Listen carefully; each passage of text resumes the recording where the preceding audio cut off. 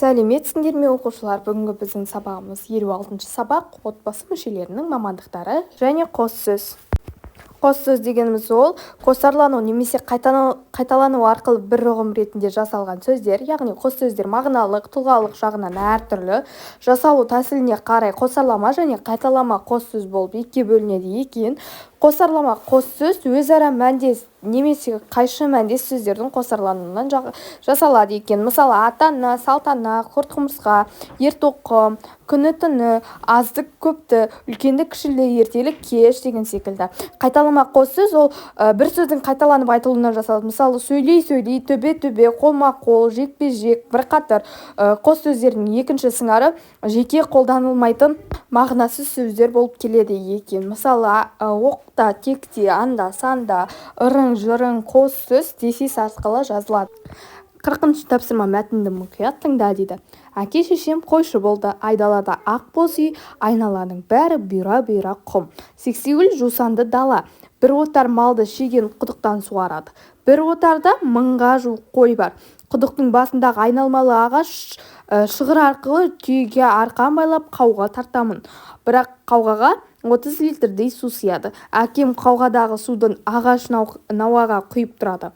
1000 қойды суару үшін қанша рет қауға тарту керек? Әр қой кемінде 1 литрге жуық су ішеді. Қанша қауға тартқанымды санап отырмын. 100-ге дейінгі санды қауға тартып жүріп үйрендім. Мәтін бойынша пікір білдіруге бағытталған сұрақтар құрастыр. Сұрақтарға жауап беріп көр. Сұрақ құрастыруда қалай ойлайсың, сенің ойыңша, неліктен, не себепті, сұрақтары мен тіркестерді пайдалан. Әңгімеде бала санауды қалай үйренді, оның әке-шешесі кім? Мәтіннен күрделі сөздер бар, сөйлемдерді теріп жаз және күрделі сөздердің астын сыз деген екен. 40-шы жаттығу. Қалай ойлайсың, бір қауғаға неше литр су сияды? Сенің ойыңша 1000 қойды суару үшін неше қауға тарту керек? Бала не себепті қауға тартқанын санайтын еді? Неліктен оның әкесі малды шеген құдықтан суарады? Әңгімедегі бала санауды қалай үйренді? Әр қой 1 литрге жуық су ішеді. Қанша қауға тартатынын санай отырып 100-ге дейін санауды үйренеді. Оның әке-шешесі кім? Ол баланың әке-шешесі қойшы болған. Құдықтың басындағы айналмалы ағаш шығыр арқылы түйеге арқан байлап қауға тартамын. Әке-шешем қойшы болды. Айдалада ақ боз үй, айналаның бәрі бұйра-бұйра құм. Сексеуіл жусанды дала. Өлеңді оқы. Қора-қора қой жатыр, қарын-қарын май жатыр. Түйе-түйе жүн жатыр, ауыл-ауыл ел жатыр. Ахмет Байтұрсынұлының өлеңі екен. Күрделі сөздерді тап, олардың қалай жасалып тұрғанын байқап, мағынасын түсіндір. Күрделі сөздің бір сыңарын алып тастап айтып көр, сонда нені байқадың? Екі сөздің қайталануынан жасалған күрделі сөздерді қос сөздер деп атайды. Жазуда қос сөздердің арасында дефис қойылады. Мысалы, мая-мая, әке-шеше, көре-көре, құрал-сайман. Ал 41-ші жаттығудың жауабы: қора-қора, қарын-қарын, түйе-түйе, ауыл-ауыл. Бұлар қайталама қос сөздер. 42-ші тапсырма мақалды оқып жатқа жаз. Көре-көре көсем боларсың, сөйлей-сөйлер шешен боларсың. Қос сөздердің астынсыз қос сөздің бір сыңарын алып тастаса, сөйлем мағынасында қандай өзгеріс болады? Бұл жерде қайталама қос сөздер көре-көре және сөйлей-сөйлей.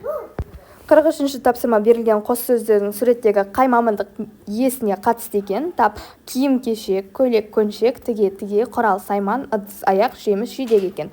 Өз отбасы мүшелерінің мамандықтары туралы әңгімеле дейді. Бірінші, бұл бізде құрал-сайман. Екінші суретке бізге киім-кешек, көйлек-көншек, тіге-тіге деген сөздер сәйкес келеді. Және үшіншісі ыдыс-аяқ, жеміс-жидек деген сөздер сәйкес келеді екен. 43-ші тапсырма.